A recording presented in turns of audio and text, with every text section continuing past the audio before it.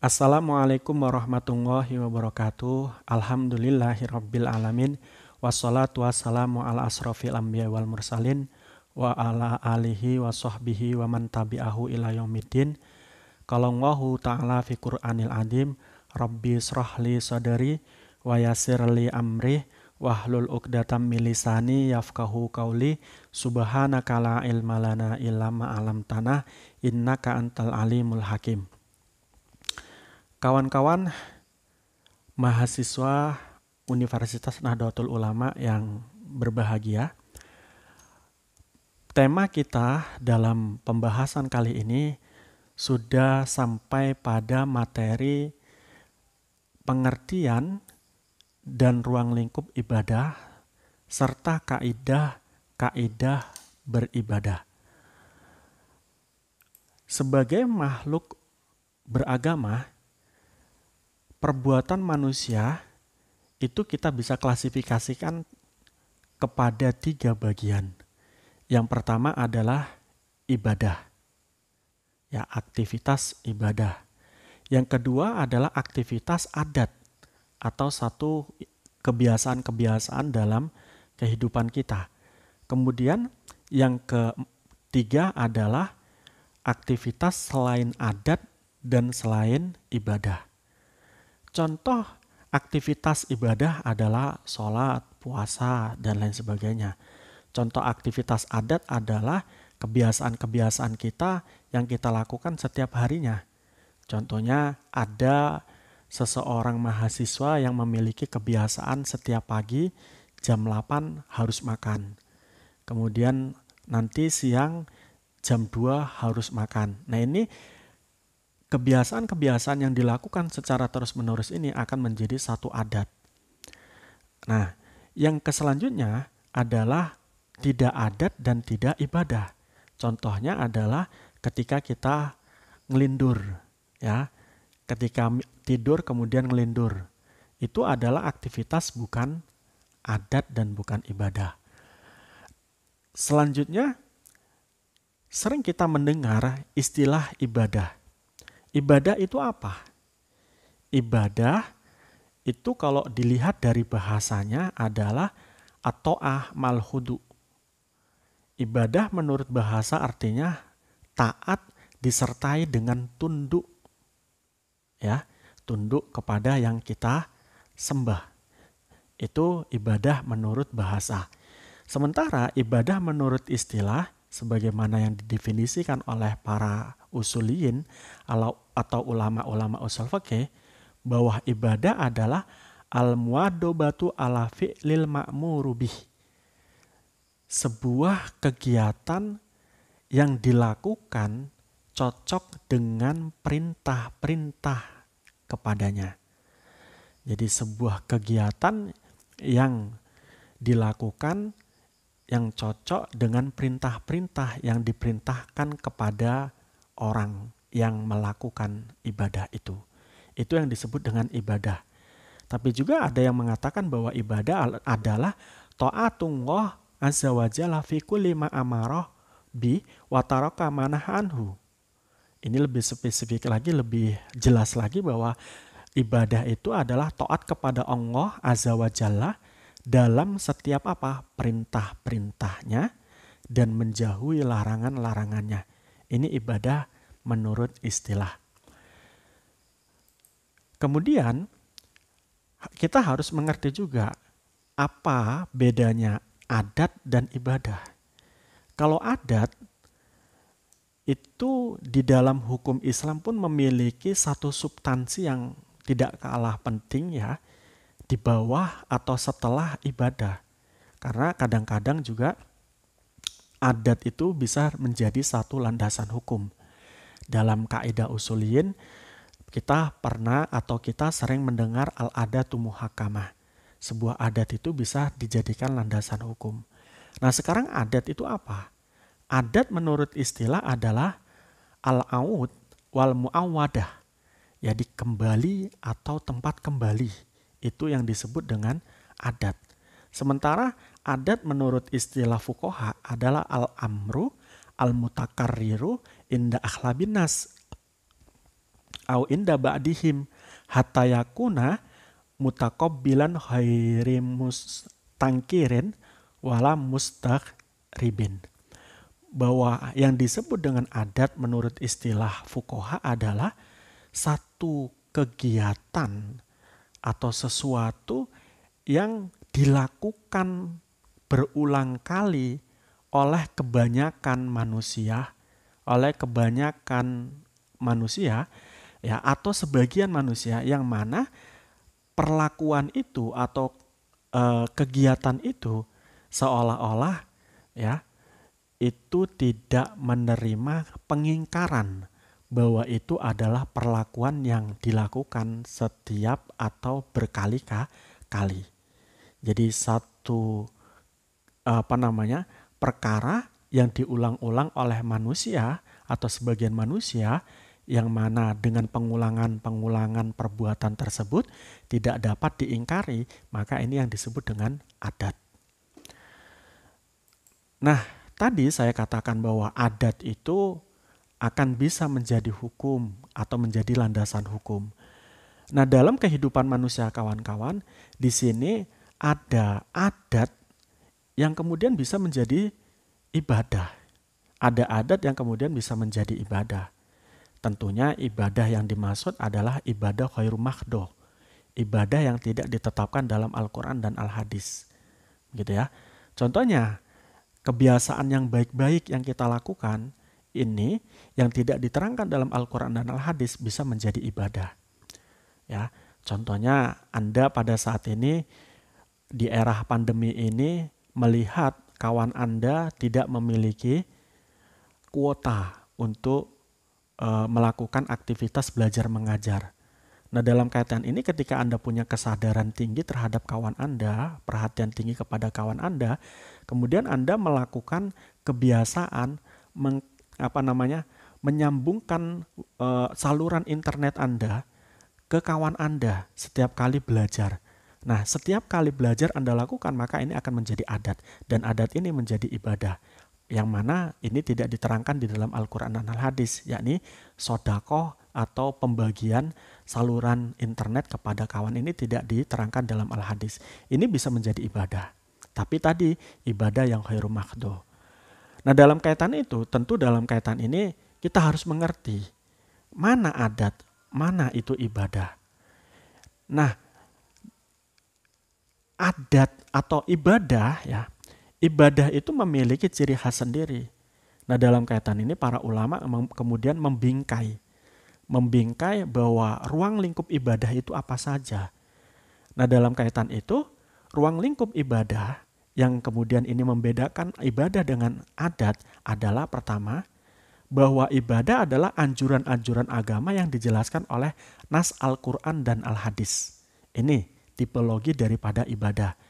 Jadi satu kebaikan-kebaikan, satu ibadah-ibadah yang diterangkan oleh Al-Quran dan Al-Hadis, ini sudah pasti menjadi ibadah. Kemudian ibadah juga dikategorikan ibadah adalah kebaikan-kebaikan yang tidak bertentangan dengan Al-Quran dan Al-Hadis. Jadi kebaikan apa saja yang tidak diterangkan di dalam Al-Quran dan Al-Hadis, ini bisa dikatakan ibadah. Karena Allah juga Nabi juga mengatakan, ma ra'a minkum khairan fa indallahi khairun.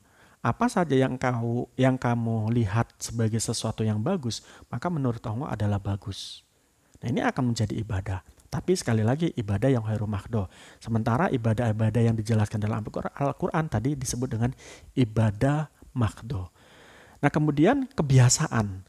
Kebiasaan tadi kita katakan bahwa kebiasaan itu tidak bertentangan dengan Al-Quran dan Al-Hadis dan menjadi sesuatu nilai yang bagus atau memiliki nilai yang bagus, maka juga akan menjadi satu ibadah.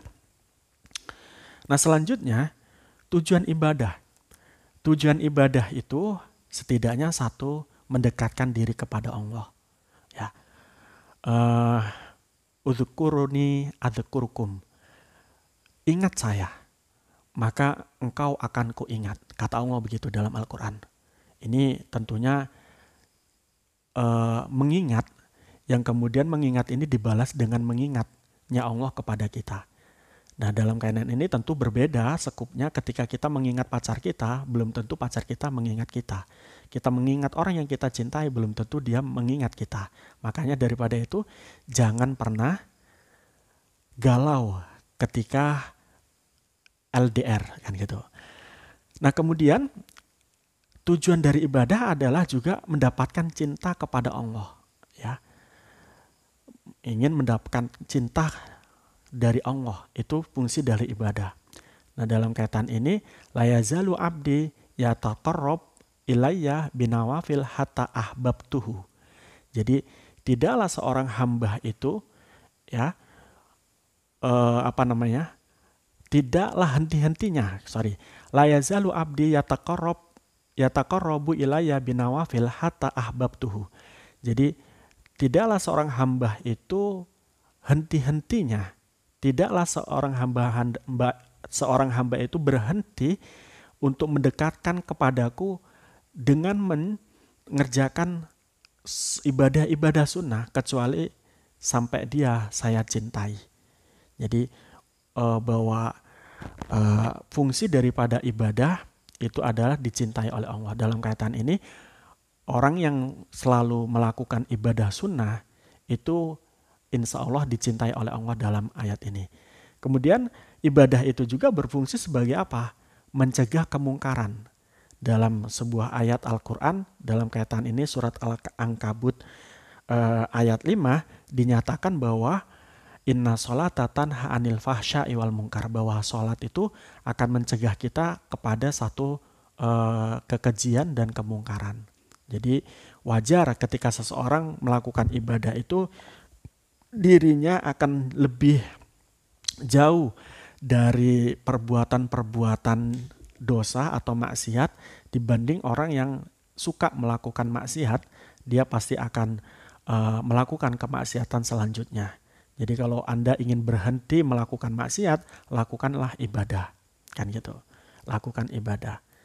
Selanjutnya, kaidah ibadah. Kaidah ibadah ini ya tentunya berkaitan tentang kaidah yang mengenai ibadah itu sendiri. Jadi dalam usul fikih itu ada kaidah yang berkaitan tentang ibadah, yang kaidah ini berbunyi al aslu fil ibadati at-tahrim idza dalla ad-dalilu ala khilafihi. Asal daripada ibadah adalah haram kecuali ada dalil yang menetapkan bahwa dia wajib sunnah. Nah, dalam kaitan itu asal dari ibadah haram. Kenapa? Awal daripada Islam itu turun, sudah ada bentuk ibadah yang dilakukan oleh orang jahiliyah. Sehingga ibadah-ibadah ini asalnya adalah ibadah orang yang dilakukan oleh orang jahiliyah berupa menyembah berhala, berupa menyembah matahari dan menyembah api, ini adalah haram. Nah, kemudian dibatasi ibadah bagaimana yang menjadi wajib, menjadi sunnah. Ibadah-ibadah itu adalah idadalla ad-dalilu ala khilafi, yang mana dalil-dalil menyebutkan bahwa ibadah itu sebaliknya, yakni sebaliknya haram, yakni wajib atau sunnah. Dalam kaitan itu adalah ibadah-ibadah yang telah dijelaskan di dalam Al-Quran dan Al-Hadis. Maka dalam kaitan ini, dalam hal ibadah, Nabi mengatakan man ahdatha fi amrina hadza ma laisa minhu fahuwa raddun. Barang siapa yang membuat suatu perkara baru dalam agama ini yang tidak ada asalnya, tidak ada dasarnya dalam Al-Quran dan Al-Hadis, maka perkara tersebut ditolak. Karena apa? Ibadah itu ya hanya diterangkan di dalam Al-Quran dan Al-Hadis. Itu. Nah, selanjutnya ibadah yang khairu mahdho, yang notabene tadi tidak diterangkan dalam Al-Quran dan Al-Hadis juga ada. Karena hal ini berdasarkan hadis juga, ma ra'a minkum khairan fa indallahi khairun, itu tadi. Nah, ibadah itu biasanya ibadah yang ma ra'a minkum khairan fa indallahi khairun itu adalah ibadah-ibadah yang berkaitan kebaikan-kebaikan antar manusia. Hubungan manusia dengan yang lain. Ini begini, sementara ibadah-ibadah yang berkaitan dengan Allah secara langsung, hubungan kita dengan Allah, ini biasanya erat sekali dengan Ibadah-ibadah yang tidak bisa ditawar-tawar lagi. Tidak bisa ditawar-tawar lagi. Nah, contohnya Maulid Nabi. Maulid Nabi itu adalah satu ibadah, rangkaian ibadah yang itu untuk Nabi, menghormati Nabi. Nah, dalam kaitan ini, tanpa pun dia diterangkan dalam Al-Quran dan Al-Hadis, maka dalam kaitan ini nggak jadi masalah. Toh di dalam Maulid Nabi itu ada mau'idoh, pengajian, di mana pengajian itu sama dengan halnya mengajar dan mencari ilmu, utulubul ilmah faridotun ala kulli muslimin wal muslimat. Ini ada hadisnya bahwa mencari ilmu itu adalah wajib. Nah, di dalam Maulid Nabi ada mencari ilmunya, menyebarkan ilmunya, kan begitu. Kemudian di dalam Maulid Nabi juga ada sholawatannya, di mana Allah mengatakan innallaha wa malaikatahu yusholluna ala nabi ya ayyuhalladzina amanu shollu alaihi. Jadi substansinya sudah diterangkan dalam Al-Qur'an dan Al-Hadis, kemudian diwadahi dengan istilah Maulid Nabi. Dengan hal ini, mesti Maulid Nabi itu tidak dijelaskan dalam Al-Qur'an dan Al-Hadis, ini termasuk ibadah. Dan bukan termasuk man ahdatsa fi amrina hada ma laysa minhu fahuwa raddun. Kemudian kawan-kawan, ada juga hadis yang sering kita dengar. Jadi man amila amalan laisa alaihi amruna fahuwa raddun. Barang siapa yang melakukan satu amal ibadah yang bukan dari amal-amal kami, amal-amal Rasul dan para sahabat, maka dia ditolak. Ini bukan berarti juga amal-amal yang saat ini kita lakukan dari menirunya kita dari ulama-ulama salaf dan para sahabat itu salah. Tapi hal itu adalah sesuatu yang secara substansi itu adalah telah diterangkan dalam Al-Quran dan Al-Hadis. Dengan demikian hukumnya boleh. Itu berkaitan tentang kaidah dalam beribadah. Nah, selanjutnya jenis-jenis ibadah. Jenis-jenis ibadah itu ketika kita lihat dari diterangkannya ibadah itu di dalam Al-Quran dan Al-Hadis itu ada dua macam. Yang pertama adalah ibadah mahdhah atau ibadah-ibadah yang diterangkan di dalam Al-Quran dan Al-Hadis. Kemudian ibadah khairu mahdhah, ibadah-ibadah yang tidak diterangkan di dalam Al-Quran dan Al-Hadis. Kemudian yang selanjutnya adalah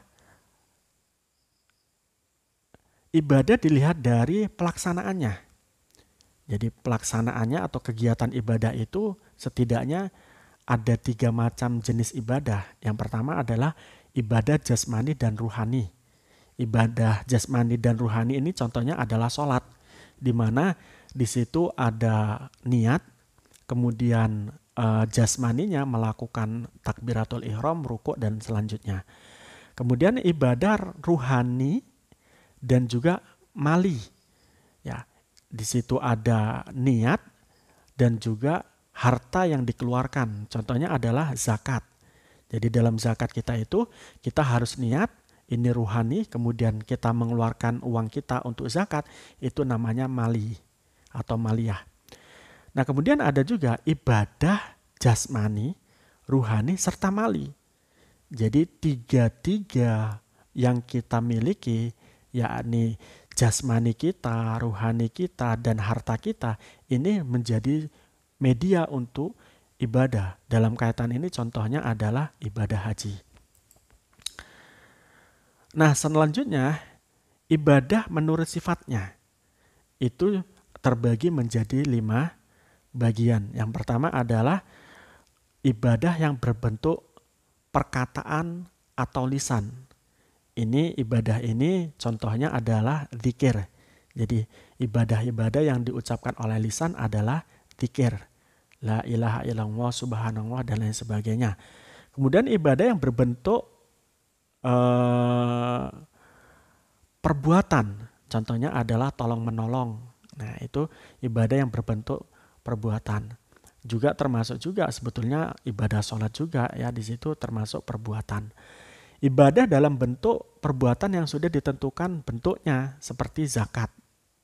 Ya, seperti zakat. Jadi bentuknya sudah ditentukan dan juga ini merupakan satu perbuatan. Ini contohnya zakat. Kemudian ibadah yang cara dan pelaksananya berbentuk menahan diri. Jadi ada ibadah yang bentuknya menahan diri berupa puasa. Ya, di sana puasa menurut bahasa al-imsak, kemudian menurut istilah al-imsaku anil muftirat, menjaga diri dari perkara-perkara yang membatalkan puasa. Itu puasa menurut istilah. Kemudian ibadah yang menggugurkan hak. Contohnya adalah kewajiban kita dalam membayar hutang. Itu ibadah juga. Jadi membayar hutang itu ibadah menurut syariat. Oke, begitu yang bisa kita bahas pada malam hari ini.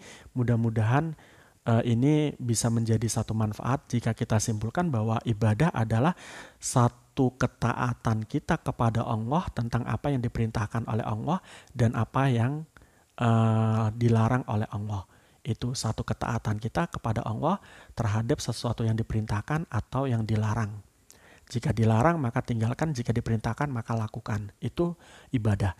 Nah, ibadah itu sendiri dari jenis diterangkan Al-Quran dan tidak diterangkan Al-Quran ada dua macam, yakni tadi makhdo dan ghairu makhdo.